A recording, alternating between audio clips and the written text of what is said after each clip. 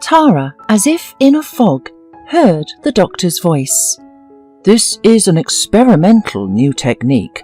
Gives good results, so the chances of your mother's recovery are very high. Just don't delay with the payment. There is no possibility of any delay. The girl nodded and left the doctor's office. It was April, the sun was warming, and the birds were chirping in the springtime. But without noticing it, Tara sat down on the bench and burst into tears like a child. Fear of losing her only loved one made the girl simply panic.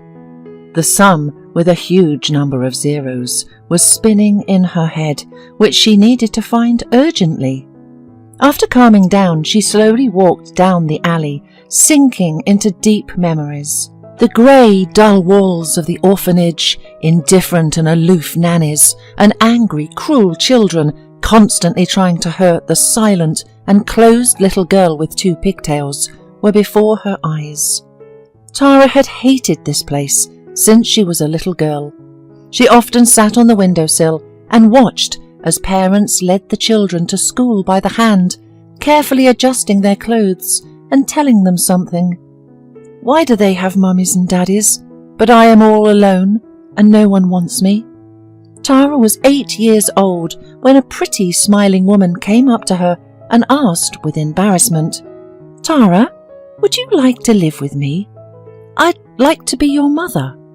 Tara confidently put her hand into the new mother's hand, and they never parted again. When Tara graduated from high school, she began studying to be an elementary school teacher. Along with her studies, she earned a part-time job as a waitress in a cafe, and soon she fell in love at first sight with a regular in the cafe. The guy was incredibly handsome, well-groomed, looked meaningfully at Tara, gave good tips, and once left his phone number. Thus began their romance. Tara, like a naive fool, dreamed of a quick wedding and children. She was unaware that Irvin had such girls in every cafe, and all he wanted was to enjoy the new body. After getting what he wanted, he began to look for a new candidate, and Tara made conclusions and stopped paying attention to men. And soon her personal life was no longer in focus. She began to notice that her mother became pale. She lost a lot of weight. She often got tired, and after the workday, fell without energy. Her appetite was completely lost. Sarah refused to go to the doctor, but when she fainted in the middle of the kitchen, Tara literally dragged her by force to the examination. And so, today the doctor frightened Tara with a diagnosis, expensive medications, and possibly a bone marrow transplant. When Tara came home, she tried not to show her worries, but the mother is the mother. She understood everything and asked to say the truth. Tara told her mother everything that the doctor said and burst into tears. "It's okay. It's God's will. Don't cry. I'll be better in the morning. Go to sleep." But Tara was not sleepy. She spent half the night thinking and finally found a solution.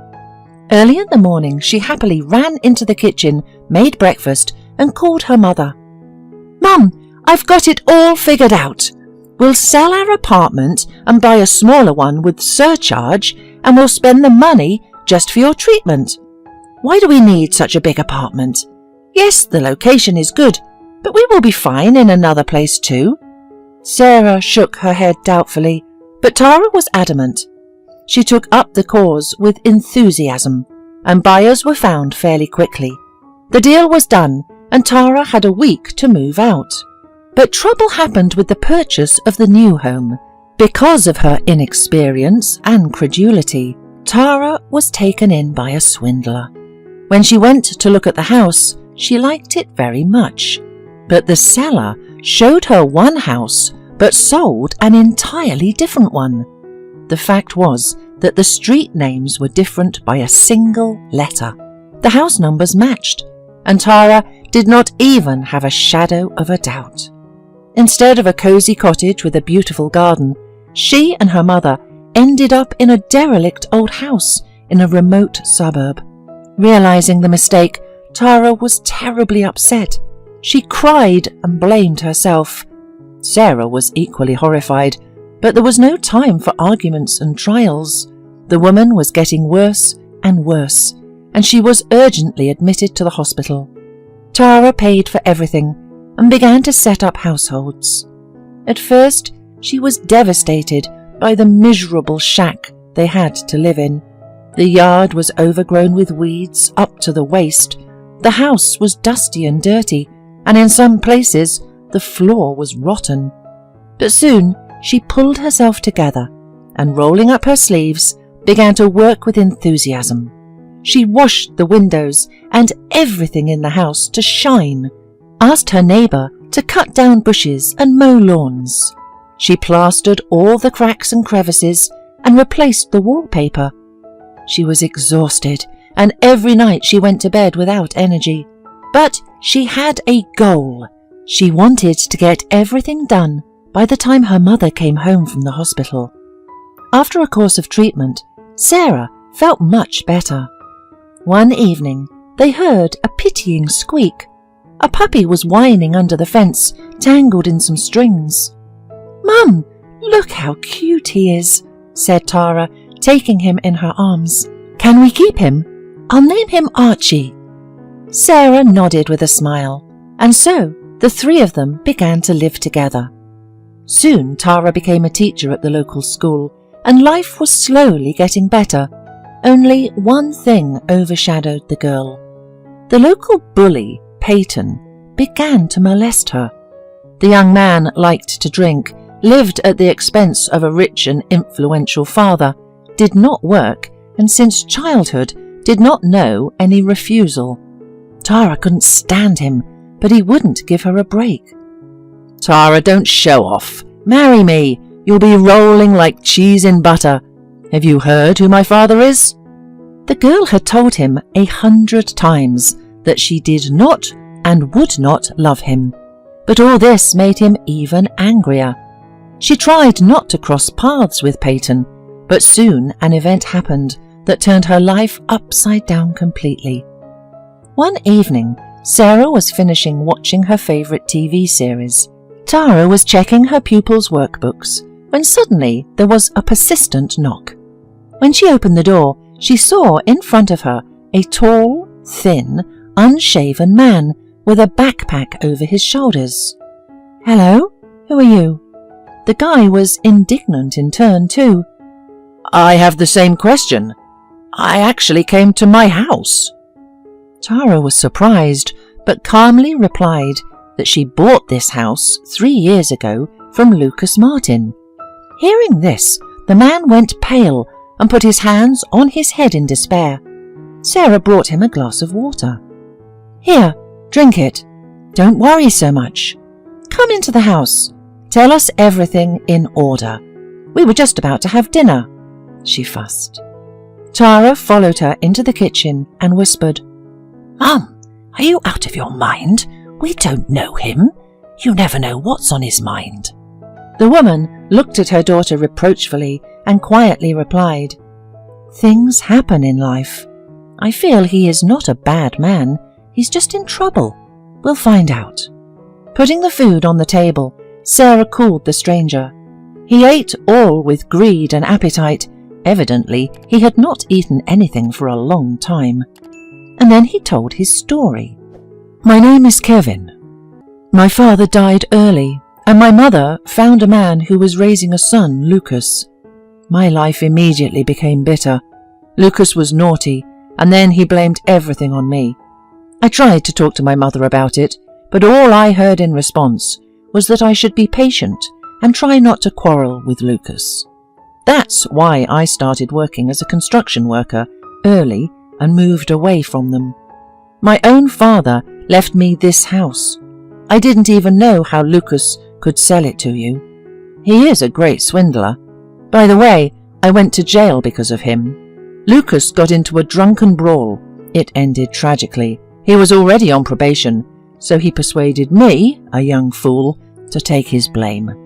He said they wouldn't give me much, and then I'd be amnested, and I'd be back in a year like nothing had happened. But I got the full penalty in court. Lucas never even came to see me. Didn't even say thanks. Now, who needs me? I was in jail and I'm a bum now. What a fool I am. Thank you, people, for the meal. I'll leave you now. It's getting late. He turned and stood up. Sarah stood up after him. No, out of the question. Where are you going to go at night, Kevin? Stay with us. Live with us for some time. It's not your fault you're the victim of a bad man. There's a room over there that's empty. I'll take the things out of it and make up the bed for you. Kevin was embarrassed, but he had nowhere else to go, so he agreed. First, Kevin did the men's chores around the house, and then got a job as a driver at a poultry farm. He turned out to be polite and well-mannered, and in the evenings he and Tara often took walks by the lake, enjoying the coolness of the water and talking a lot. Tara had never experienced this before. With Irvin, she felt burning passion. She was like a madwoman ready to run after him wherever. But there was a wholly different, deep and reverent feeling between her and Kevin. She was attracted to him. He smelled reliability and peace. Quite imperceptibly, the couple became closer. They felt so good and comfortable together, as if they had lived their lives together. And only Peyton was terribly annoyed that Tara chose some convict over him and dishonoured him to the entire neighbourhood. He began insulting Tara by picking her up outside the school. Tara kept quiet and didn't say anything to Kevin. She didn't want him to get into a confrontation, because he had just come out of prison. But he already saw that his beloved was not herself, and once he firmly told Peyton that one more word and he was not responsible for himself. Peyton laughed right in his face. Wow, the prisoner has a voice. You're nothing. I'll crush you. You'll rot in jail. No one will remember you. And he was the first to swing his fists at Kevin. But Kevin gave his assailant a good punch in the jaw with his right. Peyton fell down and Kevin walked away. From that moment on, Peyton stopped bothering Tara. The couple calmed down, thinking that he had come to his senses and left them alone. But how wrong they were. Peyton harboured a terrible grudge and hatred for both of them, and resolved at all costs to take revenges. One day, drunk as a skunk, with his friends Paul and Sam, who obeyed the rich ringleader unconditionally, Peyton told them his criminal plan.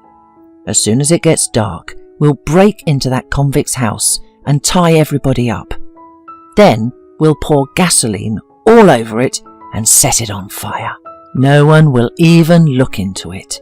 Our precinct officer is my dad's friend. Paul wasn't against it, but Sam hesitated.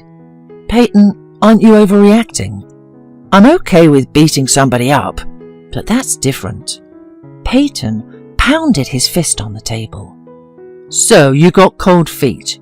Well, I still have those documents in my safe, the ones that should have put you in jail a long time ago. It was my daddy who saved you. Or have you already forgotten?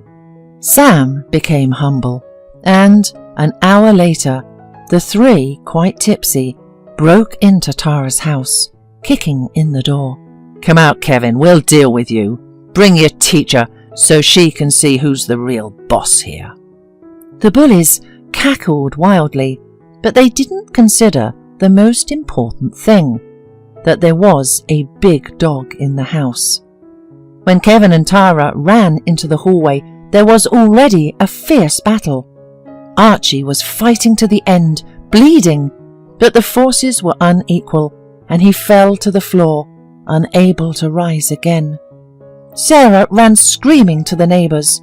She cried and said all the prayers she knew to herself, hoping that a miracle would happen, and her family would not be hurt. Kevin fought and defended his bride's honour and his home from the unwanted guests, but the hooligans quickly felled him to the ground. Fortunately, several men from the neighbouring houses came running in time, They were able to overpower the attackers, tied them up, and called the police. During their arrest, Peyton shouted curses, but Kevin and Tara did not hear him. They leaned over Archie. Tara was crying profusely. "Sweetheart, don't die! I'm begging you! Kevin, save him, please!" sobbed the inconsolable woman. The man carefully put the dog on the blanket and rushed to the local paramedic. When he saw the dog, the sleepy paramedic scratched the back of his head. "It's not a human. I've never stitched wounds on a dog before. I don't know if I can." "All right, bring him inside." For 2 hours, the elderly paramedic fiddled around with the dog. At last he came out, sat down tiredly on the porch, and lit a cigarette. "Kevin, the wounds are serious. I did everything I could. If he survives the night, he'll be fine. And if not, don't be angry. I'm not God." Kevin heartily thanked him and carefully picked up the sleeping dog and carried him home. They did not leave Archie's side all night. Tara stroked his head and whispered, "Live, my dear. Don't dare to die. Thank you. You saved all our lives. You are my hero." Fortunately, the crisis was over, and in the morning the dog opened his eyes, licked his owner, and quietly whimpered in pain. Tara and Kevin nursed him for a long time, injected antibiotics and treated wounds, fed him the most delicious food. Their love and care created a true miracle, and the dog recovered. Meanwhile, a detective came from the city, and Peyton and his father's dark dealings and machinations were uncovered. As a result, they were punished. Once, in the fall, Kevin tried to start the fireplace, but it did not work. He checked the chimney and discovered that the entire brick pipe was in a terrible state. As he removed the bricks, he fumbled with his hand for a square object.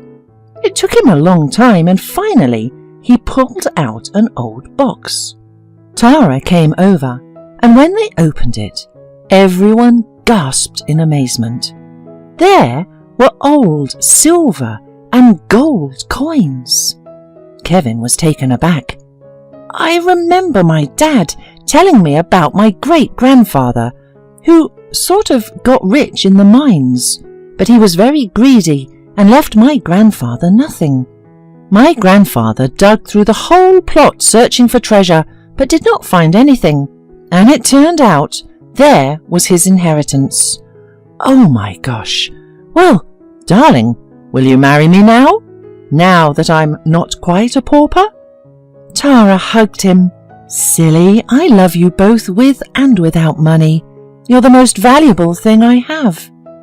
After selling all the coins, the family built a nice new house and had a lavish wedding. Several years passed. Tara and Kevin lived soul to soul, and only the fact that Tara could not get pregnant overshadowed their happiness. Doctors said nothing was wrong with her health. Kevin was watching with bitterness as his wife spent hours in the store looking at baby crawlers and toys, and soon he decided on a desperate step. One day he picked Tara up from work, and she was shocked when he drove her to the same orphanage where she had once been raised. "Kevin, why are we here? I don't have the best memories of this scary place." The husband took her hand and looked her in the eye. "We have a strong family, and we both really want a baby. So, why are we fixated on this problem?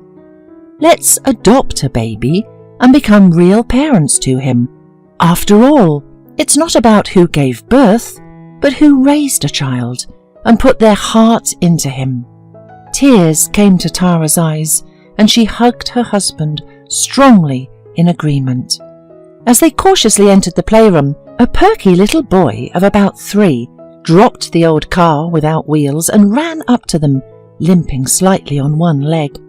"I'm Tommy," he said, and businesslike, holding out his chubby little hand to Kevin. The man didn't get confused. picked up the toddler in his arms and said, "I'm Kevin, and this is Tara. We want to be your parents. Will you live with us? We have a big house, a dog. I'll make you a sandbox and swings."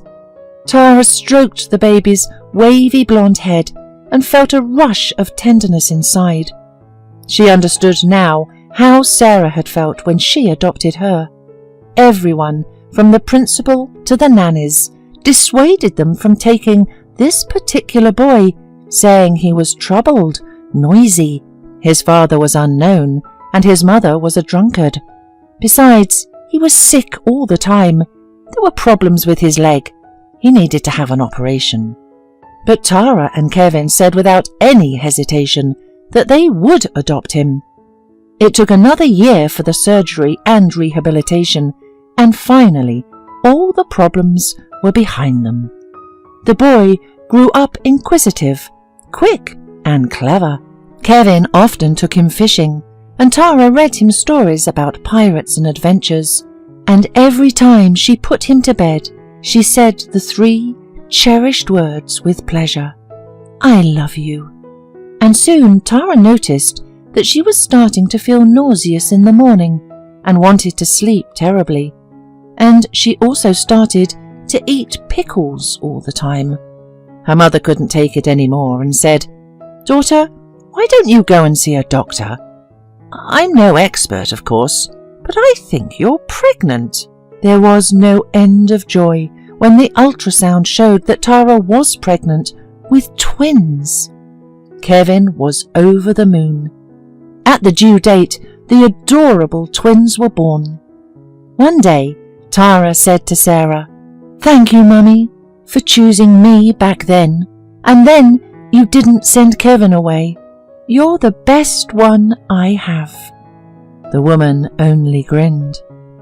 "I had nothing to do with it at all. God's plans are always better than ours.